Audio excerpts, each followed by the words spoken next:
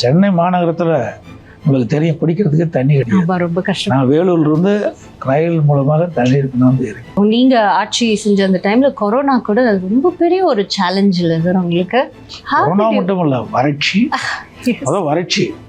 சென்னை மாநகரத்தில் உங்களுக்கு தெரியும், குடிக்கிறதுக்கு தண்ணி கிடையாது. ரொம்ப கஷ்டம். நான் வேலூர்லேருந்து ரயில் மூலமாக தண்ணீருக்கு நான் வந்து இருக்கேன். பிறகு டெல்டாவில் புயல், கஜா புயல் புரட்டி போட்டு போகுது. 3வது கொரோனா.